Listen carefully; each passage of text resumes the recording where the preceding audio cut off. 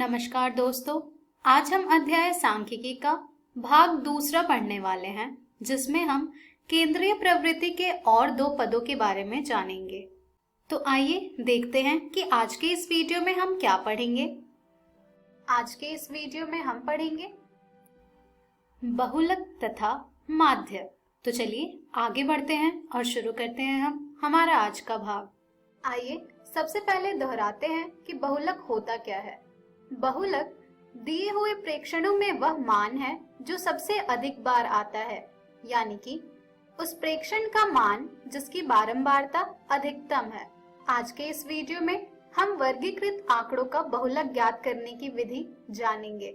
बहुलक ज्ञात करने का जो सूत्र है वो होता है बहुलक बराबर L योग F1 घटा F0 बटे 2 गुने F1 घटा F0 घटा F2 गुने H। यहाँ पर आप सोच रहे होंगे कि L, F1, F0, F2 और H क्या होता है। L होता है बहुलक वर्ग की निम्न सीमा। अब आप सोच रहे होंगे कि बहुलक वर्ग क्या होता है। बहुलक वर्ग हम उस वर्ग को कहते हैं जिसकी बारंबारता अधिकतम है। उसी तरह F1 होता है बहुलक वर्ग की बारंबारता, F0 होता है बहुलक वर्ग से ठीक पहले वर्ग की बारंबारता, F2 होता है बहुलक वर्ग के ठीक बाद में आने वाले वर्ग की बारंबारता और H, जैसा कि आप सब जानते हैं, होता है वर्ग की माप। तो चलिए एक प्रश्न के द्वारा बहुलक को और अच्छी तरह से समझते हैं कि किस तरह हम दिए गए सारणी से उसका बहुलक ज्ञात करेंगे। हमारा लिया गया प्रश्न है, किसी फैक्ट्री के 50 श्रमिकों की दैनिक मजदूरी के निम्नलिखित बंटन पर विचार कीजिए। स्क्रीन पर आप वह बंटन देख पा रहे होंगे जिसमें एक ओर लिखा गया है दैनिक मजदूरी रुपयों में और दूसरी ओर लिखा गया है श्रमिकों की संख्या, और हमें इसका बहुलक ज्ञात करना है। तो चलिए बढ़ते हैं इस उदाहरण के हल की ओर। हल में जैसा कि आप सब जानते हैं, सबसे पहले हम एक सारणी बनाते हैं जिसके एक कॉलम में होता है दैनिक मजदूरी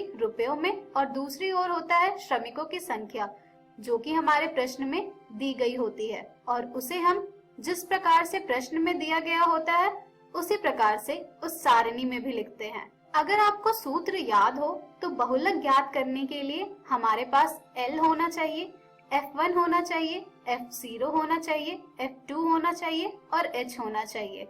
तो चलिए इस सारणी से इन सभी का मान प्राप्त करते हैं। सबसे पहले हम ज्ञात करेंगे L। L क्या होता है? L होता है हमारा बहुलक वर्ग की निम्न सीमा। तो चलिए ज्ञात करते हैं हम सबसे पहले बहुलक वर्ग। बहुलक वर्ग क्या होता है? बहुलक वर्ग वह वर्ग होता है जिसकी बारंबारता सबसे अधिक होती है। तो यहाँ पर हमारा जो वर्ग है जिसकी बारंबारता सबसे अधिक है वो है 120 से लेकर 140। तो हमारा बहुलक वर्ग हो जाएगा इस प्रश्न का 120 से लेकर 140। अब हमें प्राप्त करना है L का मान। तो L का मान होता है बहुलक वर्ग की निम्न सीमा, यानी कि निचली सीमा। तो इस वर्ग अंतराल की निचली सीमा है 120। तो यहाँ से हमें प्राप्त हो रहा है L बराबर 120।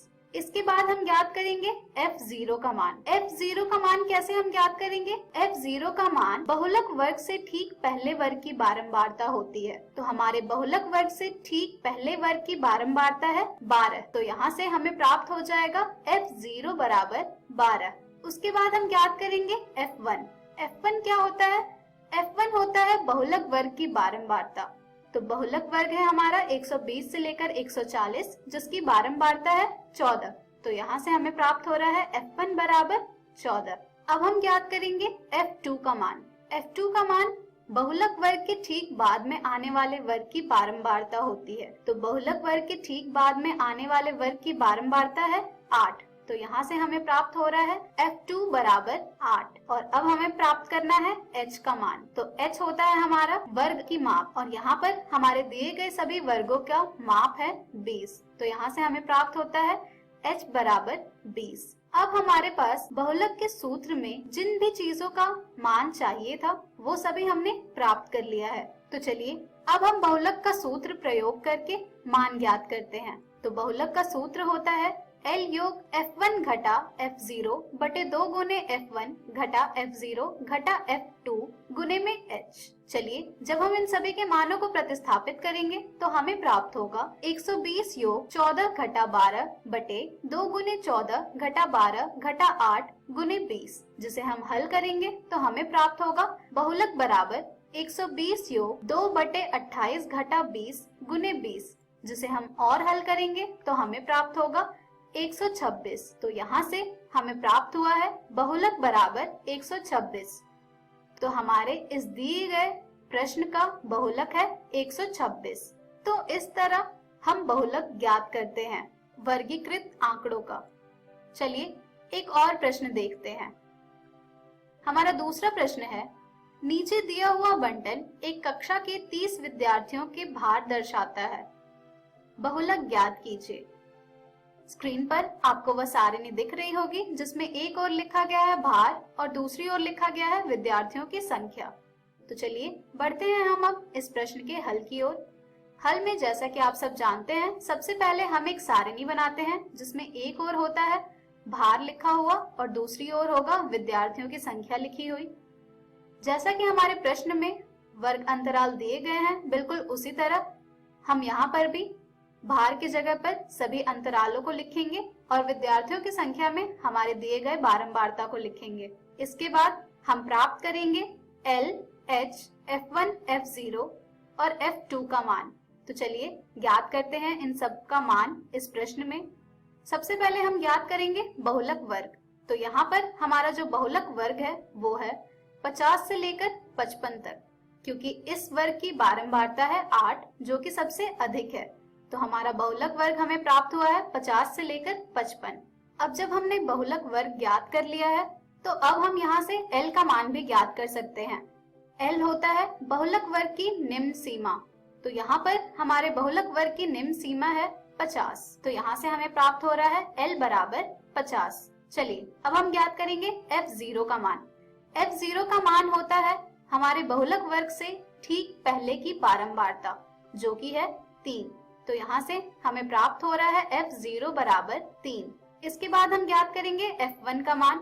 F1 का मान होता है बहुलक वर्ग की बारंबारता। तो हमारे बहुलक वर्ग की बारंबारता है 8। तो यहाँ से हमें F1 प्राप्त हुआ है 8। इसके बाद हम ज्ञात करेंगे F2 का मान। F2 का मान होता है बहुलक वर्ग के ठीक बाद में आने वाले वर्ग की बारंबारता जो कि है यहाँ पर 6।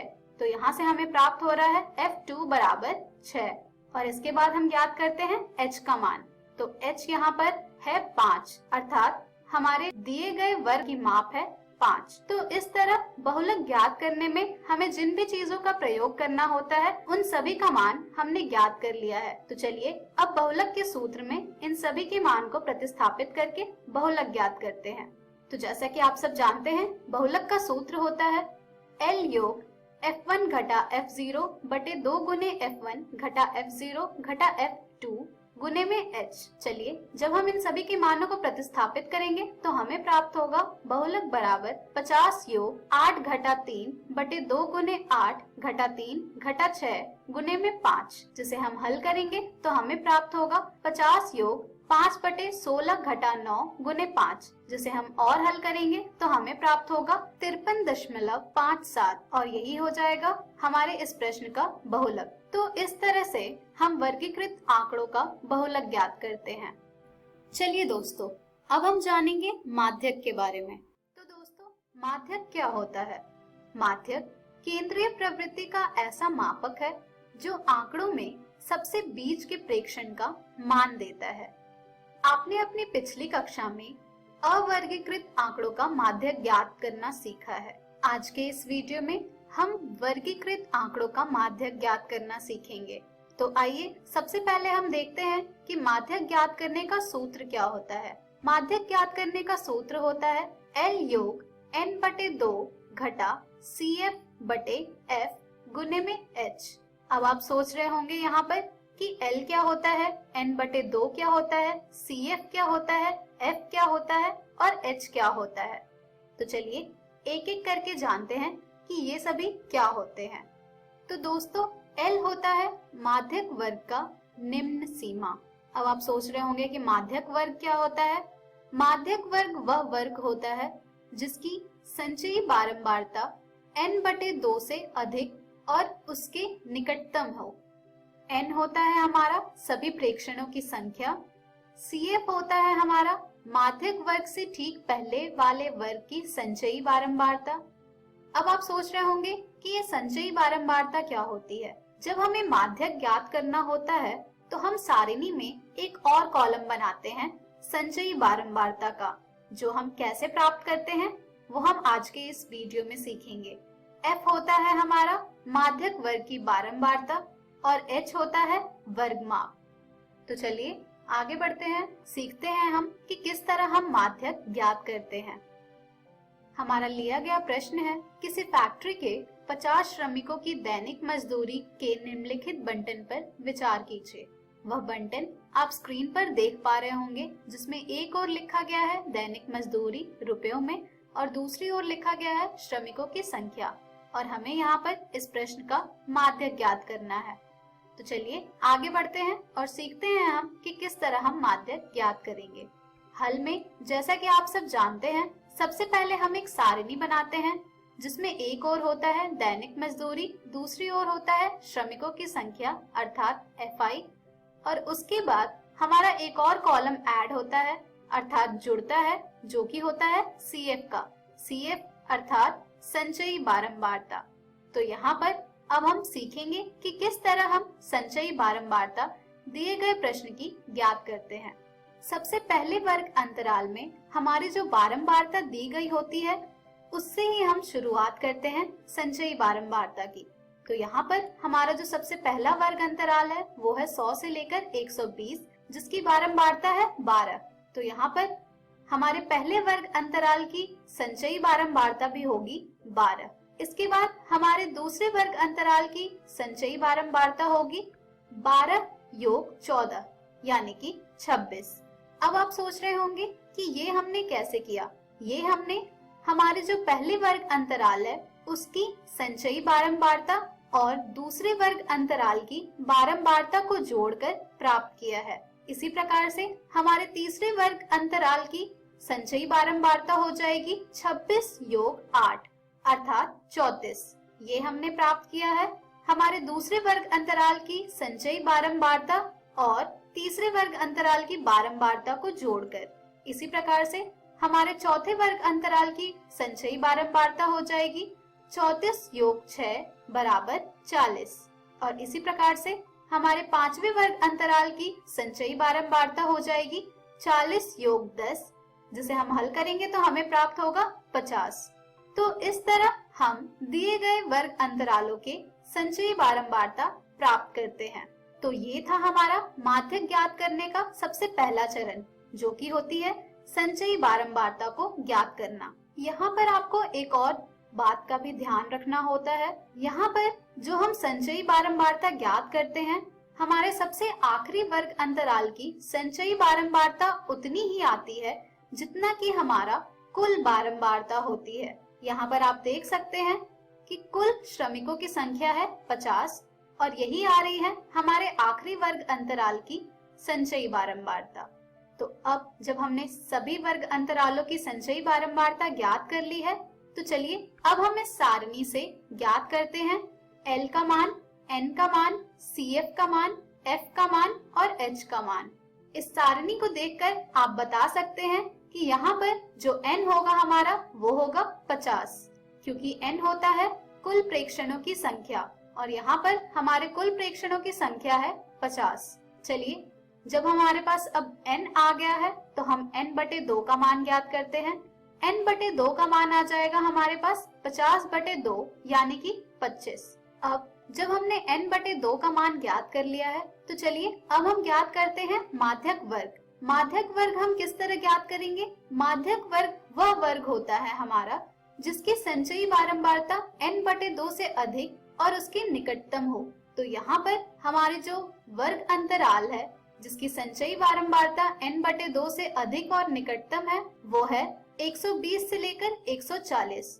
तो यहाँ से हमें प्राप्त होता है माध्यक वर्ग बराबर 120 से लेकर 140। चलिए अब जब हमने माध्यक वर्ग ज्ञात कर लिया है तो यहाँ से हमें प्राप्त हो जाएगा L का मान भी। हमारे L का मान हो जाएगा 120, क्योंकि L बराबर होता है माध्यक वर्ग की निम्न सीमा, जो कि है यहाँ पर 120। इसके बाद F होगा हमारा 14। अब आप सोच रहे होंगे कि F हमने कैसे ज्ञात किया। F होता है हमारा माध्यक वर्ग की बारंबारता, तो हमारे माध्यक वर्ग की बारंबारता है 14, तो यहाँ से हमने प्राप्त किया F बराबर 14। अब हमें ज्ञात करना है CF का मान, तो चलिए ज्ञात करते हैं CF का मान। CF हमारा बराबर होगा 12 के, क्योंकि CF होता है माध्यक वर्ग से ठीक पहले वाले वर्ग की संचयी बारंबारता। तो हमारा माध्यक वर्ग है 120 से लेकर 140, जिसके ठीक पहले वर्ग की संचयी बारंबारता है 12। हमने प्राप्त किया CF का मान। और H का मान जैसा कि आप सब जानते हैं यहाँ पर है 20, क्योंकि H होता है हमारा वर्गमाप और वर्गमाप इस प्रश्न का है 20। तो इस तरह हमने इस सारणी से ज्ञात किया n/2 का मान, माध्यक वर्ग L, F, CF और H का मान। तो चलिए अब हम इस प्रश्न का माध्यक ज्ञात करते हैं।